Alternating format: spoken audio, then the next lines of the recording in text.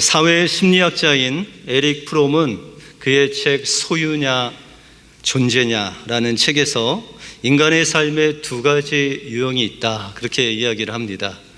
그 첫 번째 유형은 소유지향적 삶이다 라고 하고, 두 번째는 존재지향적 삶이다, 그렇게 이야기를 합니다.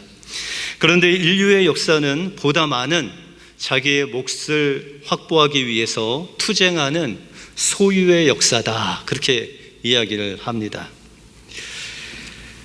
여러분들은 어떻게 소유를 좋아하십니까? 아니면 여러분들의 존재를 더 귀중하게 여기십니까? 우리 인생은 이렇게 역사가 소유지향적으로 가다 보니까 이 소유를 하려고 하면 그곳에는 늘 갈등이 있다라는 것이죠. 누가 먼저 소유하느냐, 내가 다른 사람보다 더 많이 소유해야 되기 때문에 서로 다투고 또 갈등이 있고 경쟁이 있고 전쟁이 있다라는 것이죠. 반대로 사람이 사람답게 살 수 있는 구원의 길은 존재지향적 삶으로 전환해 있다, 그렇게 에릭 프롬은 이야기를 합니다. 소유지향적인 삶의 자기 정체성은 나는 무엇을 소유했느냐, 소유를 아주 중요시 여기는 사람은 내가 무엇을 가지고 있느냐, 그것이 인생의 목적이다라는 것이죠. 반면에 존재지향적 삶의 자기 정체성은 나는 지금 어떤 존재로 하나님 앞에 있느냐, 그것을 중요히 여긴다라는 것이죠. 그래서 소유지향적 삶은 자기의 소유를 늘리기 위해서 자기만 생각하기 때문에 늘 그 생각은 이 일이 내게 어떤 유익이 있느냐, 나에게 어떤 이익이 있느냐, 그런 생각만 한다는 것이죠. 이런 소유지향적인 사람이 성경에도 나오는데, 어리석은 부자, 또 부자와 나사로에서 부자와 같은 사람, 또 늘 무엇을 마실까, 무엇을 먹을까, 무엇을 입을까 염려하는 사람, 이런 사람이 바로 소유지향적인 사람이다라는 것이죠. 반면에 존재지향적인 사람은 지금 내가 여기 살아있음에 늘 기뻐하고 감사하고 모든 존재마다의 가치를 존중함으로 타인을 배려하고 격려하고 먼저 돌아봄으로 이웃과 함께 살아가는 공동체를 이루는 사람이 바로 존재지향적인 사람이다라는 것이죠. 그래서 성경에 보시면 이 존재지향적인 사람이 나오는데, 선한 사마리아인, 또 자기 십자가를 지고 자기 원하는 것을 주님께 내려놓고 주님을 따라가는 제자의 삶, 또한 초대교회 때 자신의 소유를 다 교회에 바쳐서 그것을 함께 나누었던 초대교회의 성도들의 삶의 모습 또한 존재지향적인 삶을 산 것이다 라는 것이죠. 여러분들은 어떻게 소유지향적이십니까? 아니면 존재지향적이십니까? 우리 믿는 자들은 소유보다는 존재지향적인 사람이 되어야 된다. 왜냐하면 우리가 존재지향적인 사람으로서 먼저 하나님을 생각하고 먼저 하나님을 바라볼 때 하나님께서 우리의 소유를 책임져 주시기 때문이다 라는 것입니다. 우리의 인생의 선택에서 소유보다는 존재를, 세상보다는 하나님을 선택하심으로 하나님께서 채워주시는 그 풍성한 소유와 은혜를 받아 누리시는 여러분들의 삶이 되시길 주님의 이름으로 축원드립니다. 오늘 본문을 통해서 하나님이 원하시는 선택의 기준은 무엇이고, 또 하나님이 원하시는 그 선택을 했을 때 하나님께서 우리에게 주시는 축복이 무엇인지 오늘 본문을 통해서 살펴보겠습니다. 먼저 아브라함의 선택의 기준은 소유가 아닌 하나님입니다. 아브라함은 창세기 12장에 보시면 하란을 떠나서 하나님께서 지시하시는 그 가나안 땅에 오게 되었습니다. 아브라함은 가나안 땅에서 첫 번째 한 일은 창세기 12장 8절에 보시면 하나님 앞에 제단을 쌓고 여호와의 이름을 불렀다. 그렇게 하나님께 예배하는 첫 번째 그의 삶의 가장 중요한 삶이 바로 예배하는 삶이다. 그렇게 말씀드렸죠. 그런데 하나님께서 이 아브라함을 가나안 땅으로 인도하시고 첫 번째로 시험을 하십니다. 그곳에 기근이 생겼습니다. 비가 오지 않는 것이죠.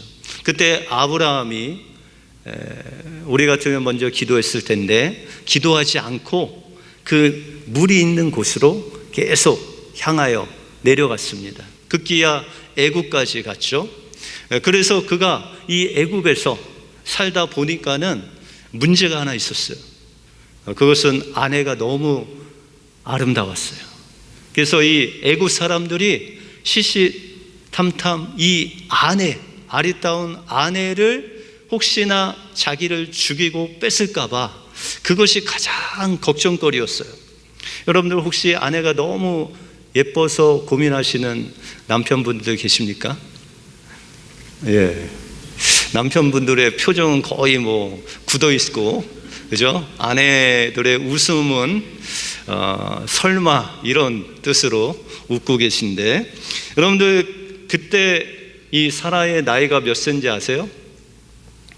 아리따워서 애굽 사람들이 그냥 쳐다만 봐도 빼앗고 싶은 그런 아리따운 여인의 나이가 65세였습니다. 그러니 여러분들의 비전이 있죠. 아직 65세가 안 되신 분도 있고, 가까이 있더라도 비전이 있습니다. 그런데 좀 의문스러운 거는 애굽 사람들이 보는 여자의 기준이 무엇인가 라는 건데, 여러분들 어쨌든 이 아브라함이 그것을 늘 겁나해서 사람들이 물어보면 아내가 아니라 내 누이다 그렇게 속였다라는 것이죠. 그런데 급기야 이 소문을 바로 왕이 듣고 바로가 친히 이 아브라함의 아내 사라를 취하여 갑니다. 여러분들 아브라함의 마음이 어땠을까요? 하늘이 무너진 것 같았겠죠. 그런데 하나님께서 전적으로 이 아브라함을 도와주셔서 바로에게 말씀하시고 심판하셔서 이 사라를 하나님의 그 놀라운 손으로 건져주시는 그 놀라운 은혜를 경험하게 됩니다. 그리고 이 아브라함에게 이 바로가 준 양과 금과 은과 엄청난 재산을 모아서 이제 가나안 땅으로 돌아오게 되었다라는 것이죠. 여러분들 아브라함은 하나님께서 시험하실 때, 기근으로 시험하실 때 하나님께 기도하지 않고 자기의 생각으로 아내를 누이라고 속임으로 인해서 엄청난 소유는 얻었는데 그에게 가장 중요한 아내와 하나님의 마음을 잃어버리는 그런 엄청난 죄악을, 실수를 범하게 되었다라는 것이죠.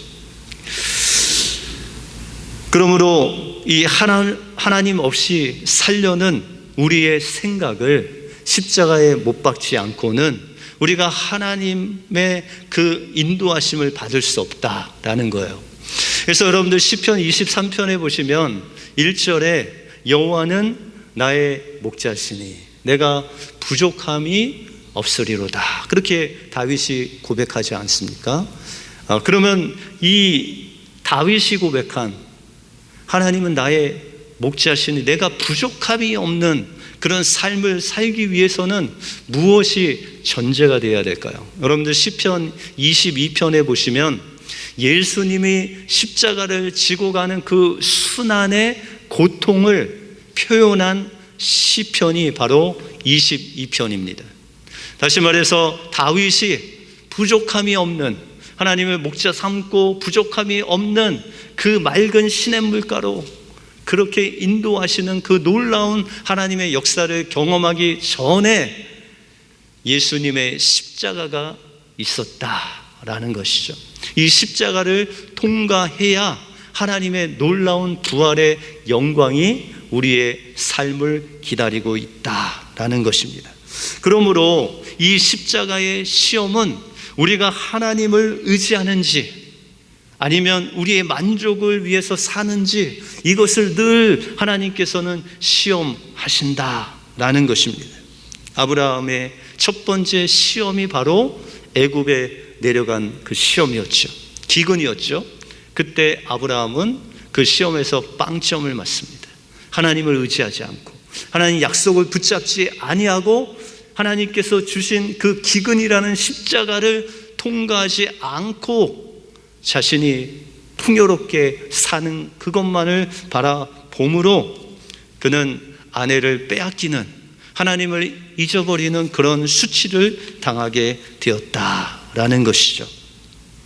여러분들, 아브라함이 이 수치를 경험했는데 어느 정도까지 이 이야기가 나왔을까요? 아마 사라의 입에서 평생 아브라함이 애굽에서 자기를 버린 이야기를 했겠죠.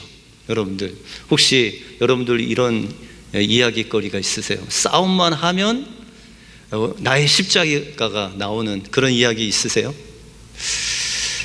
여러분들은 없으신데 저한테는 있습니다.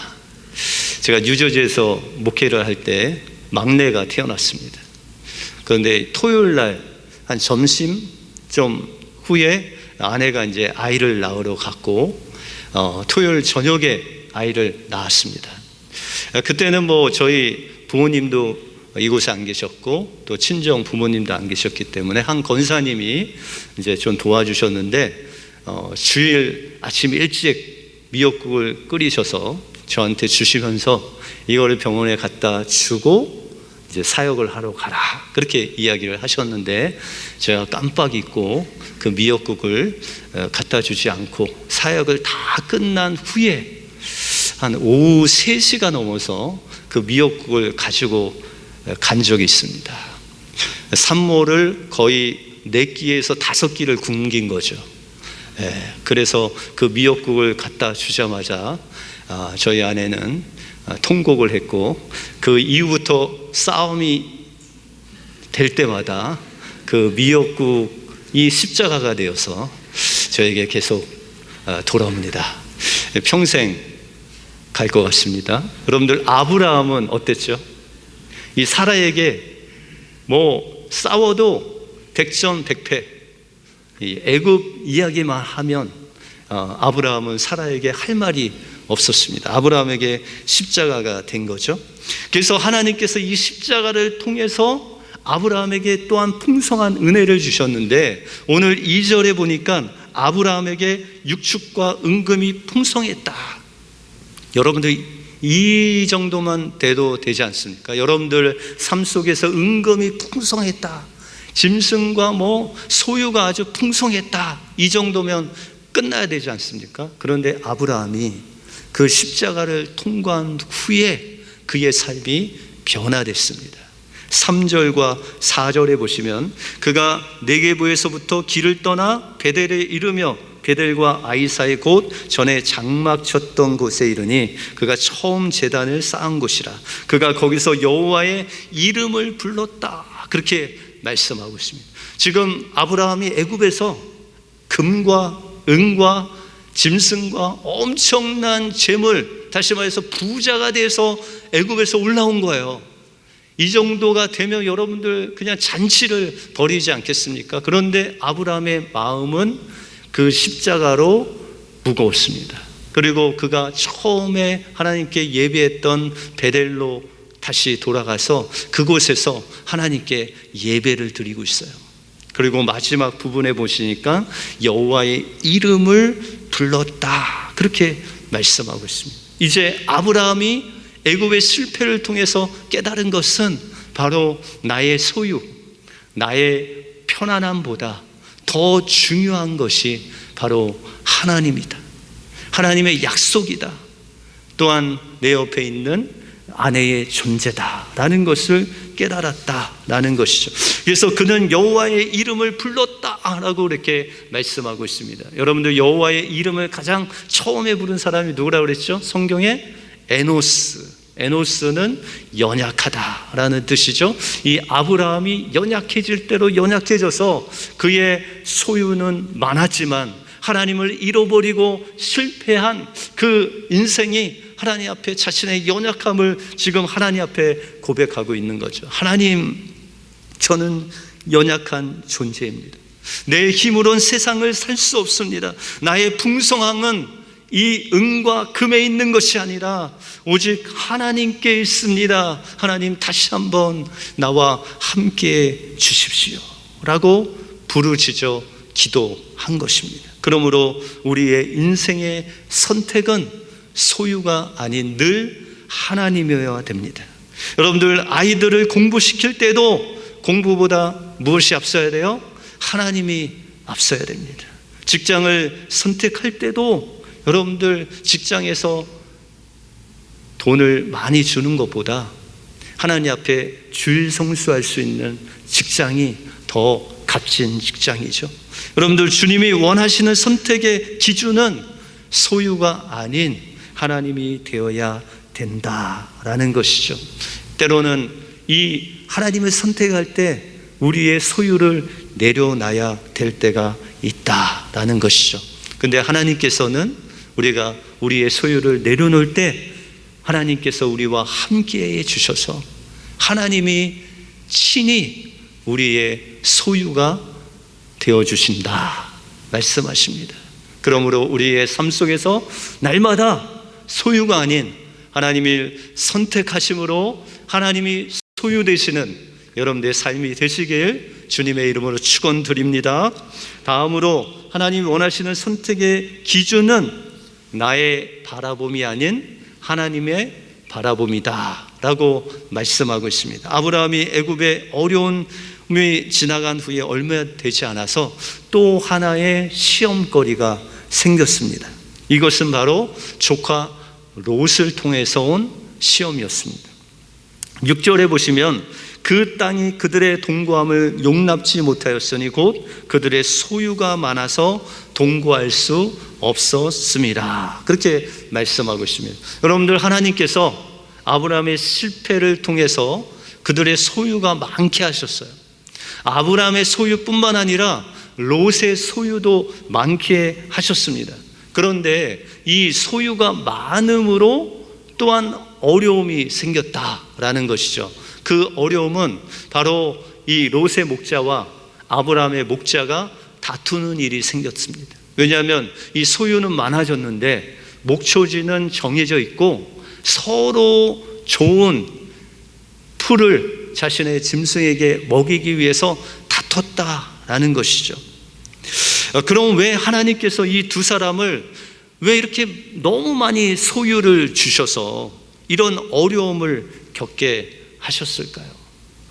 이렇게 어려움을 겪게 하신 그 이유가 있는데, 창세기 12장 1절에 보시면 하나님께서 아브라함을 부르실 때 아브라함에게 순종하라는 말씀을 주셨죠. 너는 너의 아비 집, 본토, 아비, 친척을 떠나라, 그렇게 말씀하셨죠. 그래서 본토도 떠났죠. 그리고 하란에서 아버지도 돌아가셨어요. 그런데 친척인 조카 롯은 떠나지 아니했죠. 그래서 아브라함은 분명한 이 하나님의 말씀을 기억하고 있었고 그가 하나님 말씀에 순종하지 못했다는 것을 깨달았습니다. 여러분들, 그것을 어떻게 알 수 있을까요? 오늘 9절에 보시면 내 앞에 온 땅이 있지 아니하냐, 나를 떠나가라, 내가 좌하면 나는 우하고 내가 우하면 나는 좌하리라, 그렇게 말합니다. 여러분, 어떤 문제가 생겼을 때 그 문제를 회피하기 위해서 서로 떠나가면 그 문제가 해결되나요? 안 되나요? 여러분들 막 서로 싸우고 안 보면 끝이에요? 아니죠. 풀어야 되잖아요. 근데 이 아브라함이 지금 롯에게 말하기를 너는 나를 떠나라, 그렇게 이야기해요. 그러면서 내가 좌하면 나는 우하고 내가 우하면 나는 좌하리라, 그렇게 이야기합니다. 여러분들, 아브라함이 롯이 떠나는 것이 그것이 해결책이었을까요? 해결책이었어요. 하나님께서 말씀하신 이 롯이 떠나는 것, 그것이 온전히 하나님을 순종하는 것이었어요. 그래서 아브라함의 진심은 이 롯을 떠나보내는 것이 그의 진심이 아니었어요. 어떻게 이 아브라함의 진심을 알 수 있을까요? 여러분들, 이렇게 롯이 떠난 후에 롯이 그 주변에 있는 왕들의 전쟁에 휩쓸려서 포로가 됩니다. 그런데 아브라함이 그 소식을 듣고 그 밑에 길리온 318명의 그 종들을 데리고 롯을 찾으러 가요. 다시 말해서 모든 것을 다 바쳐서 이 롯을 살리기 위해서 그 전쟁을 불사했다. 아브라함이 롯을 떠나보낸 것, 싫어서 떠나보낸 것이 아니라 하나님 말씀에 순종해서, 이만큼 아브라함이 롯을 사랑했다는 거죠. 또 한 가지의 증거는 롯이 소돔과 고모라 땅에 살 때 하나님께서 아브라함에게 소돔과 고모라 땅을 심판하실 것을 알려주시죠. 그때 아브라함이 소돔과 고모라 땅에 있는 롯을 위해서 중보 기도합니다. 그러면서 하나님과 딜을 하죠. 하나님, 저곳에 의인 50이 있으면 망하게 하시겠습니다. 45명, 40명, 30명 막 이렇게 10명까지 내려가면서 하나님 앞에 그렇게 기도하지 않습니까?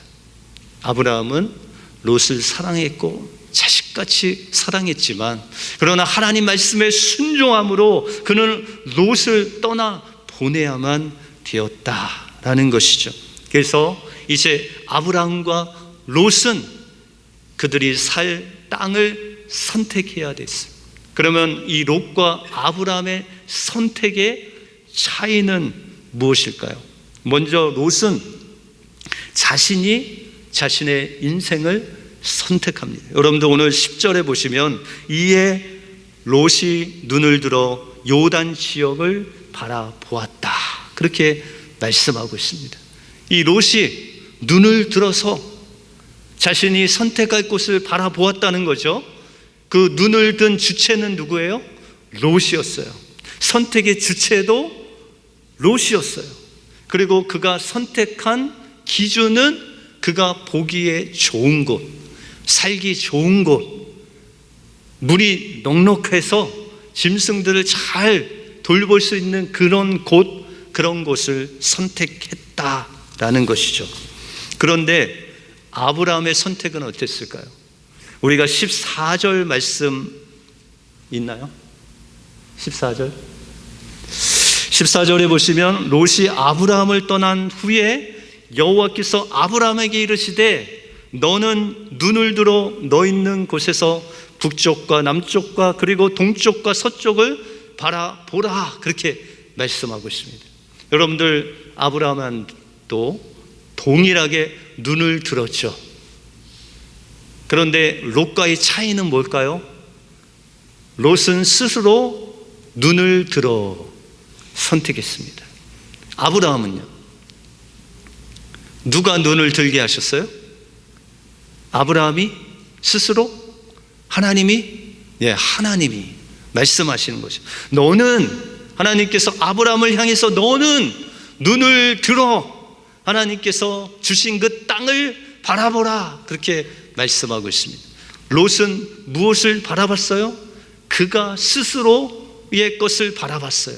그러나 아브라함은 스스로 바라보지 않고 하나님께서 보여주시는 하나님의 그 바라봄, 하나님께서 바라보라는 그 땅을 바라보았다라는 것이죠. 그러므로 우리의 삶 속에서 우리의 바라봄은 내 스스로 무엇인가 좋은 것을 바라보며 선택하는 인생이 아니라 아브라함과 같이, 여러분들, 아브라함이 눈이 들기 전에 무엇을 하고 있었을까요? 아마도 그는 무릎을 꿇고 하나님 앞에서 하나님의 응답을 기다렸을 것입니다. 하나님께서 우리에게 바라봄을 주실 때 우리는 그것을 위해서 기도해야 되죠. 그리고 하나님께서 바라보게 하실 때 그것을 바라보고 하나님 앞에서 그것을 순종하며 나가야 된다라는 것입니다. 그래서 아브라함이 나간 곳이 어디겠습니까? 18절에 보시면 이에 아브라함이 장막을 옮겨 헤브론에 있는 그 헤브론 땅으로 갔다, 그렇게 말씀하고 있습니다. 여러분들 헤브론 땅 하면 누가 기억이 나죠? 청년과 같은 갈렙이 기억이 나죠. 하나님께서 여호수아와 갈렙을 이제 가나안 땅을 정탐하러 보낼 때 하나님께서 갈렙에게 약속한 땅이 바로 헤브론 땅입니다. 그런데 이 헤브론 땅은 어떤 땅이냐면 그곳에 가나안 족속들 중에도 이 아낙 자손이라고 있습니다. 그 아낙 자손은 키가 2m가 넘고 거인들입니다. 그리고 거기는 산지이기 때문에 아주 초롱성과 같은 그런 성이 강한 그런 곳이었습니다. 그래서 하나님께서 이 아브라함을 헤브론 땅으로 보내실 때 이 아브라함에게는 짐승도 많고 거느리는 식구들이 많은데 그 산지로 올라가는 것이 그렇게 만만치 않았습니다. 그럼에도 불구하고 하나님이 보이시는 그 산지로 올라갔다라는 것이죠. 그곳에 아낙 자손이 있고 또한 두려움과 초롱성 같은 그런 성이지만 아브라함은 하나님께서 인도하시는 그곳으로 갔다라는 것이죠. 여러분들 결과는 어떻게 됐을까요? 롯은 그가 보기에 좋고 편하고 물이 넉넉하지만 마지막은 소돔과 고모라가 불로 심판함으로 인해서 겨우 몸만 빠져나오는 그런 롯의 가족의 모습에 비해서 아브라함은 그 헤브론이라는 곳으로 인도하셔서 그곳에 하나님께서 함께 계실 뿐만 아니라 나중에 이 헤브론 땅은 하나님께서 다윗을 유다 왕으로 세우는 그 수도가 되어서 하나님의 영광을 드러내는 하나님이 살아계신 그 존전이 된다라는 것입니다. 그러므로 우리의 선택의 기준은 소유가 아니라 하나님이 되어야 됩니다. 아브라함은 자신의 소유한 것보다 하나님께 예배하고 하나님을 의지하는 것을 먼저 선택했을 때 하나님께서는 세상이 줄 수 없는 부유함을 주셨다라는 것이죠. 우리는 하나님 없이 부유한 것보다 하나님과 함께 사는 모든 삶이 부유한 것을 선택해야 됩니다. 그러므로 우리는 무엇을 하든지 무슨 일을 하든지 소유보다 하나님을 먼저 생각해야 됩니다. 여러분들 자녀를 기를 때도 이 자녀들에게 무엇을 해줄까 보다는 우리 자녀들이 어떻게 하나님을 만날 수 있을까 생각해야 됩니다. 여러분들 집을 이사할 때도 우리가 얼마나 큰 집으로 이사를 할까 보다는 우리가 이사할 때 하나님의 집인 교회와 얼마나 가까운지 내 신앙생활을 도움이 되는지를 먼저 생각하고 이사하는 그런 하나님을 선택하는 자가 되어야 된다라는 것이죠. 우리의 선택의 기준은 또한 내가 스스로 바라봄이 아닌 하나님께서 나를 바라보게 하시는 것을 바라보고 선택해야 된다라는 것이죠. 당장 내 앞에 보이는 좋은 것을 선택하기보다는 하나님께서 주시는 그 약속을 바라보며 무릎으로 기도하며 하나님께 물을 때 하나님께서 여러분들에게 보여주시고 그곳으로 갈 곳을 바라보게 하시고 그곳에 하나님께서 함께 하신다라는 것입니다.